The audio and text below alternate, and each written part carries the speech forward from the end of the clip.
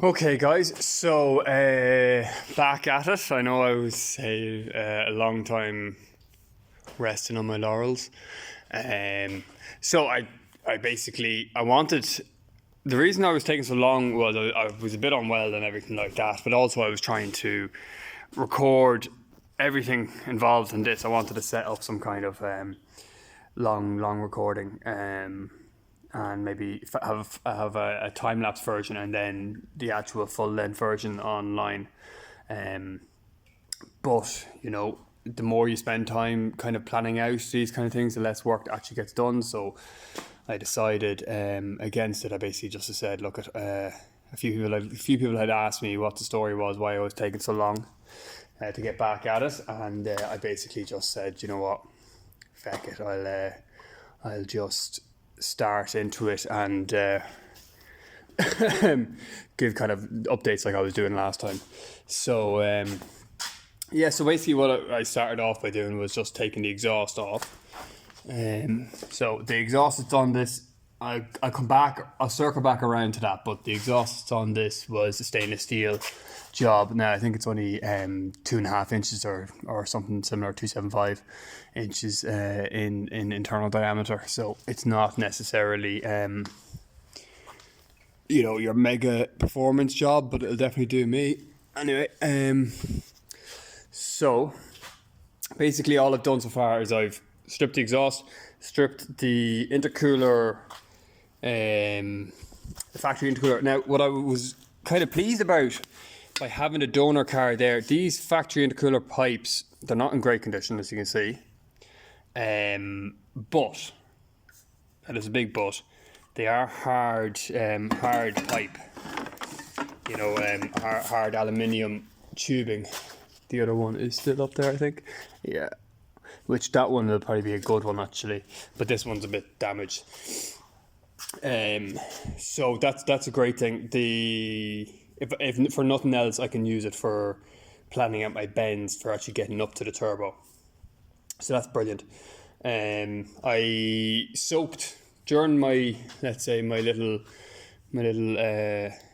break away from this. I was spraying it every now and then with w210, so the exhaust studs have all sort of come clear for me. Sorry about the mess. It's draining oil and everything like that, and coolant.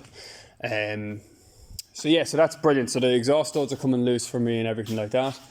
Went to take out this, and it just split right back here. Hence why there's the oil catch can underneath it.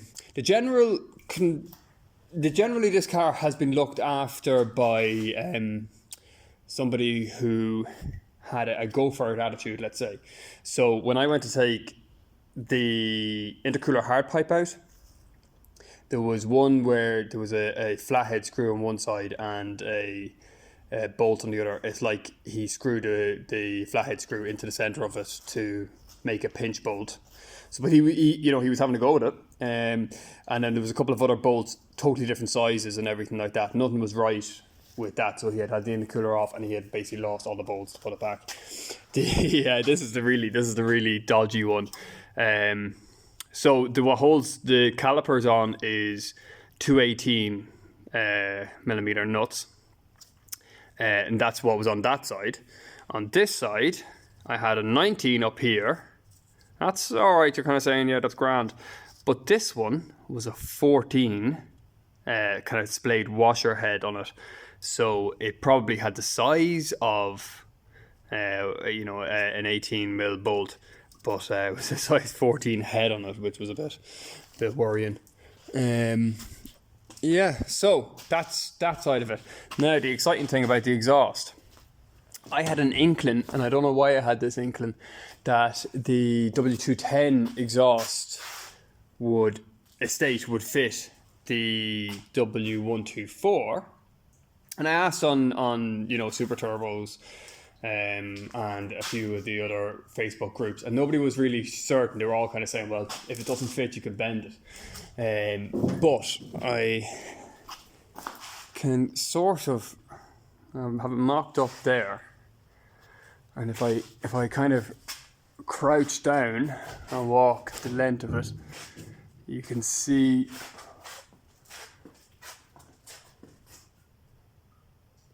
it looks like it'll fit.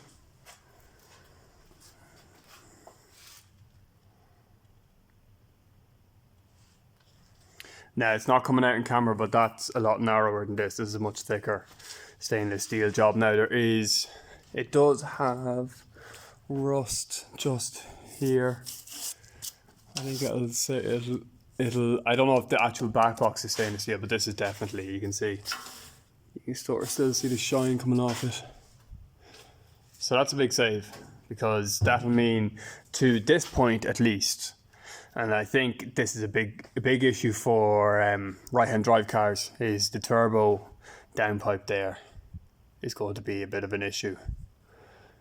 As in, the original has a weird sweep to it, and it's a flat section. I cut it off the cat before the cat's there, but it's going for recycling. I cut it off it anyway, but it's got a weird kind of shape to it. For nothing else, it might just help with fabbing up for going around, because if that's similar, it might well be a case of that steering knuckle and everything will be in a similar location. So yeah, that's the update at the moment. Trying, like I said last time, to do an hour or something here and there on it, more frequent is the idea. What else did I want to? No, that's it. I think the green car is back, all closed up. I don't know if that was closed up in the last video. I don't think you can really see it there, and I can't lower it with the axle stands or the stands in place, or the stand in place. But that's all kind of welded in, as was this side. I didn't do the other side. I still have to do these holes under here, both there and there. I got up there was done, down here was done, maybe badly sealed up, but it was well welded. So yeah, so this car will be getting the wishbones and all that polyurethane, and I have I also picked up kind of all the consumable stuff, so the stuff that would fail NCTs and stuff on, so like ball joints and old track rod ends, top mounts, things that I think make a difference in how a car feels. Basically, I think if you got them right and the car is running lumpy, it will still be a lovely car to drive. In comparison, if they are gone and the engine is smooth, it doesn't make shite all difference, because every time you go over any road in Ireland, aside from the motorways, and it's going to be bouncing around the place and horrible feeling.